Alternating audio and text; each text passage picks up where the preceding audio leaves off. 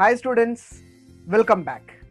We are in your third chapter, metals and non-metals of your class 10. This is your second lecture regarding this chapter. In our previous lecture, we have discussed about physical properties of metals and non-metals. If you have missed that video, link will be provided in description.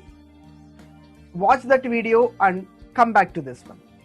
Here, while coming to chemical properties of metals and non-metals, total we have four types, or simply to say, four types of reactions you can get. What are those reactions? Metals with oxygen, metals with water, metals with acids, last one, metals with salts. These are the four reactions you need to understand in this chapter. So to make it simple, in this video we are going to learn two reactions. In our next video we are going to learn remaining two reactions. So in this video we are going to cover metal with oxygen reaction and metal with water reaction. Okay, first you see this one. First one is reaction with oxygen. I'll give you one basic equation. Try to remember it. Metal plus oxygen gives rise to metal oxide. Whenever in your examination you see any metal reacting with oxygen, blindly you can get metal oxide, or in your examination if they give metal plus something X gives rise to metal oxide, then that X is oxygen, or some Y plus X is equal to metal oxide, you can say that Y is metal, X is oxygen, and you will get metal oxide. This is your basic equation. You have to remember it, right? While coming to this one, whatever metal you take, for example you take this copper. Copper is Cu. If it is reacting with oxygen, make sure while you are representing symbols, O should be in capital letter, 2 should be small. Copper plus oxygen gives rise to, if you balance it, it becomes 2 CuO, copper oxide. To balance you have to represent 2 in front of copper, right? Copper plus oxygen gives rise to copper oxide. Same like that. Aluminium plus oxygen, aluminium oxide. Try to remember its formula. It is Al2O3. You may ask me doubt, why we got Al2O3? In your class 9, you have studied about crisscross method. In that crisscross method, you see, if you want to get any formula, for example aluminium oxygen, write it twice. Aluminium oxygen, what is the atomic number of aluminium and what is the valency of aluminium? Atomic number is 13, valency is 3. Atomic number of oxygen is 8, valency is 2. That 2 comes to aluminium, 3 goes to oxygen. You can write Al2O3, such that aluminium oxide chemical formula is Al2O3. You should not forget it. So aluminium reacting with oxygen gives aluminium oxide, same like that. Sodium plus oxygen, sodium oxide, Na2O. You can write why we got Na2O. It is, you see, sodium, oxygen, sodium, oxygen. Sodium atomic number is 11, valency is 1. Oxygen atomic number is 8, valency is 2. 2 goes to sodium, 1 goes to oxygen, it becomes Na2O, right? So by this simply we can say, when metals are reacting with oxygen, it will produce metal oxide. And one more important concept you have to understand, that is, when metal is reacting with oxygen, it is producing metal oxide. That's what we have learned. Now, what is the nature of this metal oxide? All metal oxides will be basic in nature. So, 99.9% all metal oxides will be basic in nature. You see, when you take that metal oxide, which is base in nature, and if you mix it with water, this is also important equation. Metal oxide plus water gives rise to, it is base. So let us try to understand this first equation and second equation with few examples. First equation, let us take sodium plus oxygen. We get sodium oxide, isn't it? Na2O. Now take that sodium oxide, Na2O plus water. I told you the second equation, metal oxide plus water. Water gives rise to, when sodium oxide reacting with water molecule, it produces NaOH, that is sodium hydroxide. Here you can observe that equation. Same like that, you take K, stands for potassium. Potassium reacting with oxygen, we get potassium oxide, K2O. Now take that potassium oxide and add water to the potassium oxide, you will get potassium hydroxide, that is base. So from this what we can learn? We can learn first thing, metal plus oxygen gives rise to metal oxide. You take that metal oxide plus water gives rise to base. Very important equations, you have to remember it. Next, while coming to non-metals, what will happen? We know when metal is reacting with oxygen, it produces metal oxide. Same like that, when non-metal is reacting with oxygen, it produces non-metal oxide. For example, you take carbon is non-metal, reacting with oxygen, it produces carbon dioxide. Sulfur plus oxygen gives rise to sulfur dioxide, right?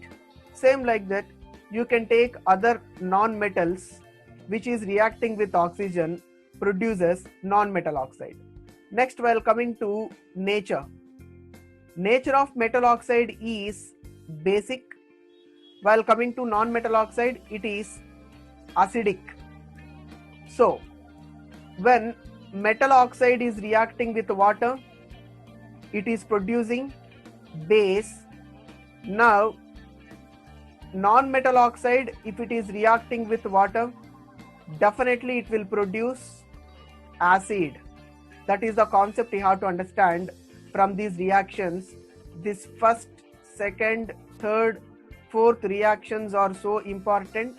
If you remember these basic equations, whatever questions they ask in your board examination, it will be very easy for you to attempt all the answers. Next, till now we have learned, I told you, if you remember, 99.9% metal oxides are basic, 99.9% non-metal oxides are acidic. But what is that remaining 0.1%? We have a special oxide called amphoteric oxides. What is that? Amphoteric oxide. What is meant by amphoteric oxide? If you see metallic oxides like aluminum oxide, Al2O3. Whenever you see aluminum oxide, you can say it is metal oxide, isn't it? Metal oxides are basic in nature, but while coming to this aluminum oxide, sometimes it will behave like base, sometimes it behaves like acidic. Means oxides which shows acidic and basic properties known as amphoteric oxides. So we have an example. Aluminum oxide is an example for amphoteric oxide. You see, it is reacting with HCl. HCl is nothing but it is acid. When what will react with acid? Base will react with acid to make salt and water. Now you see, same Al2O3 is reacting with NaOH. NaOH means it is base to make salt and water. What will react with the base? Acid will react. So this aluminum oxide will show basic character sometimes. This will show acidic character sometimes. And you have a new word, that is NaAlO2. What is meant by NaAlO2? If you remember your chapter 1 or chapter 2, in chapter 2 acid, bases and salts, I told you when metal oxide is reacting with the base, it produces a salt. We have only two varieties regarding that one. In chapter 2 we got Na2ZnO2, that is sodium zincate, if you remember. Now while coming to this one, it is sodium aluminate. Sodium aluminate is the salt. These are the only two salts which are important, so important in your 10th class. You may get some questions regarding this one. Okay, now you may get doubt, sir, all metals will be reacting with oxygen and it will produce metal oxide. No, here the reactivity is different. You see, when metals like potassium, sodium react very vigorously with oxygen, and it will catch fire if it is kept open. So that what they will do, they will store in kerosene to prevent from the burning. You can see this picture. When sodium is added to water, this picture is showing when sodium is added to water, automatically it is catching some fire. So that only sodium, potassium, lithium are stored in kerosene. You can see this is sodium metal, Na, which is stored in kerosene liquid to prevent from catching fire. You can see this picture. Sodium, lithium, potassium. This first one is lithium metal, sodium metal, potassium metals are stored in kerosenes, not in water. If you store in water, what will happen? Automatically it will catch fire. So to prevent from this, they are stored in kerosene. Next, if magnesium is heated, it burns with bright flame, right? If you take this magnesium ribbon, Mg, if it is reacting with oxygen, it produces magnesium oxide, isn't it?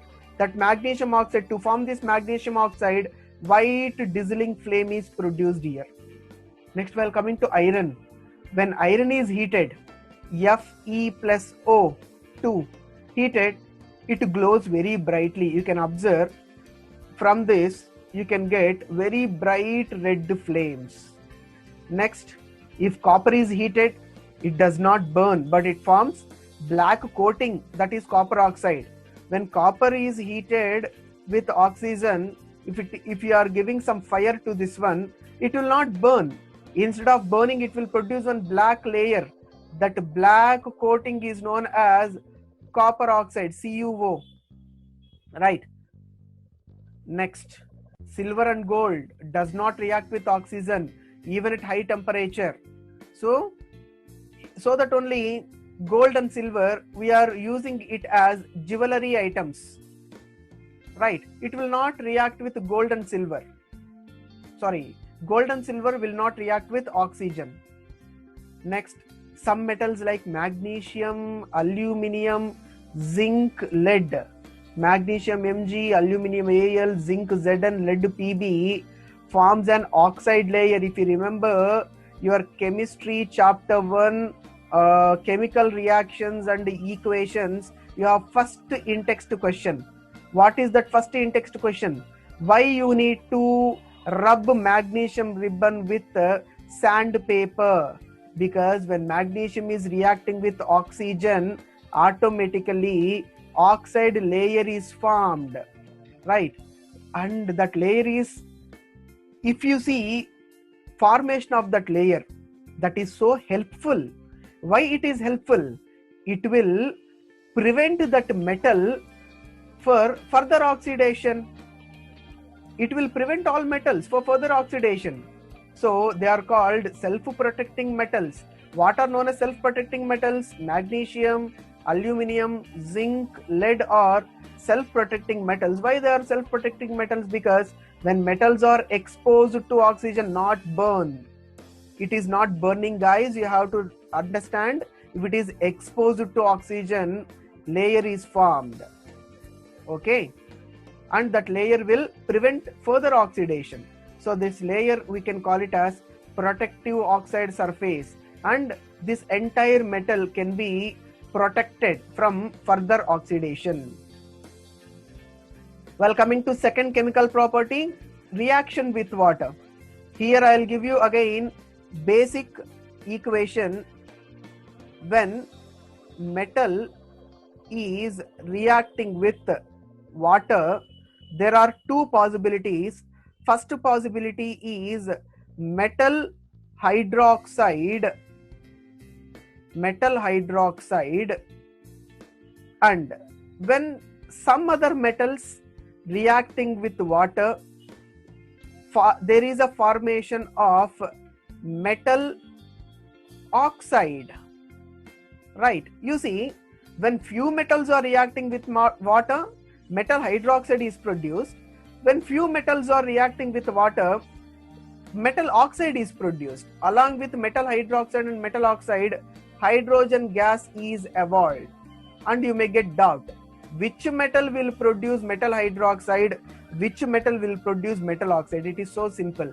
If metals are highly reactive, when it is reacting with water, it will produce metal hydroxide. When metals are moderately reactive, then if it is reacting with water, it will produce metal oxide. You see, sodium is high reactive metal, potassium high reactive metal, calcium high reactive metal. When high reactive metals are combining with water, it will produce what? Metal hydroxide. You will get Na2O. You can observe here, metal hydroxide, that is sodium hydroxide, potassium plus water, potassium hydroxide, calcium plus water, calcium hydroxide, etc. And aluminum, it is moderately reactive.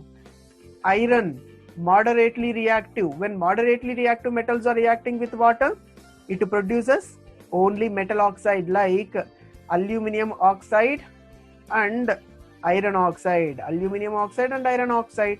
Along with that, hydrogen gas is produced. That is common in all. Right. That is the concept you have to understand. So when metal is reacting with water, metal hydroxide plus hydrogen gas. Few metals reacting with water, metal oxide plus hydrogen gas. High reactive metal will produce metal hydroxide. Medium reactive metals will produce metal oxide. And again, while coming to here, there are different reactivities. First, you see, first point, when sodium, potassium are reacting with water, you see, when sodium potassium reacts very violently with cold water, not with hot water, guys, cold water, to form sodium hydroxide and hydrogen gas, and automatically it will catch some fire. You have to remember that. So sodium and potassium will be reacting with cold water. That is point you have to understand from this. Calcium reacts less violently with water to form calcium hydroxide and water and does not catch fire. So if you take calcium metal, there is very less violently reacting with water. So calcium plus water H2O, we will get calcium hydroxide, CaOH taken twice, calcium hydroxide you will get, plus hydrogen gas, and reaction will be less violently, not greater as sodium and potassium. Next, magnesium reacts only with hot water to form magnesium hydroxide. So magnesium reacting with water, and that water should be hot water, not cool water. With cool water, there will be no reaction and it forms magnesium hydroxide, MgOH taken twice, plus hydrogen gas is released. Next point, Metals like aluminum, iron, zinc react only with steam, not with cool water, not with hot water. It reacts only with steam to form metal oxides and hydrogen gas. Okay, that you have to remember. So with cool water, sodium and potassium; with hot water, magnesium; with steam, iron and zinc, iron, aluminum and zinc. Next, while coming to this one last point, metals like lead, copper, silver, gold, platinum do not react with the water. There will be no reaction, so that only we make all jewelries with these. And if you are wearing any necklace, bracelet, rings, whatever it may be, daily we have bath. So after bathing, we just will clean it, right? There is no drying, but there is no reaction of gold, silver, copper, lead with water. These are noble metals. Those metals are known as noble metals. That's it about two chemical properties of metals. We are not talking about non-metals, we are talking about only metals. In our next videos, we'll discuss about non-metals. So, reaction with, in this video we have seen reaction with oxygen and reaction with water. In our next upcoming video, in our part 2, we are going to discuss when metal is reacting with acid, what are the products?